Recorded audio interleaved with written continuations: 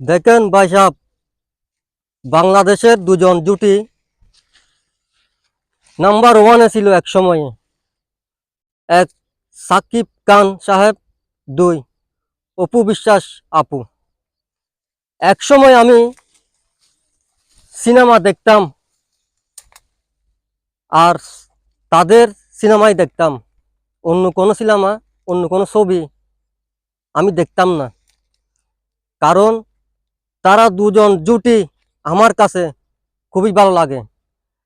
আরেকটা কথা, সাকিব খান ভাইয়ের সাথে অন্য কোনো মেয়েকে তেমন মানাতো না। অপু বিশ্বাস আপুকে যেভাবে মানাতো, পারফেক্ট একটা জুটি ছিল। খুবই দক্ষতা, মজবুত একটা জুটি ছিল। তারা যখন ফিল্ম করে, তাদের ফিল্ম দেখা মাত্র মনে দিলে একটা জোশ চলে আসে।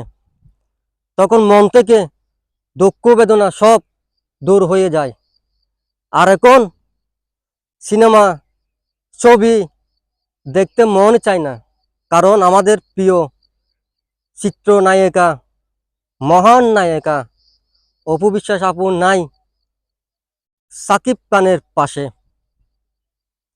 ওরা যেদিন আবার এক হবে, ছবি করবে, সেদিন আমি ছবি দেখব, তার আগে না ভাইয়া।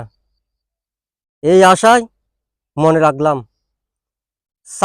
সাকিব খানের সাথে অপু বিশ্বাস আপুকে যেভাবে মানায়, আর তারা যেভাবে ফিল্ম করে, তাদের অভিনয়টা অনেক সুন্দর হয়।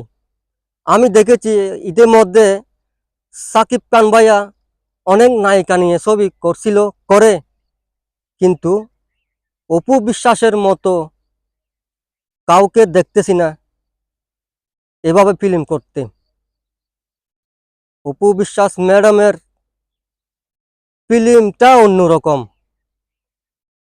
কথাবার্তা, স্টাইল, চাল চলন খুবই দর্শকের মন প্রিয় একটা জিনিস। সেই ফিল্মটাকে আমরা সাকিব খান সাহেবের সাথে অপু বিশ্বাসকে দেখতে চাই।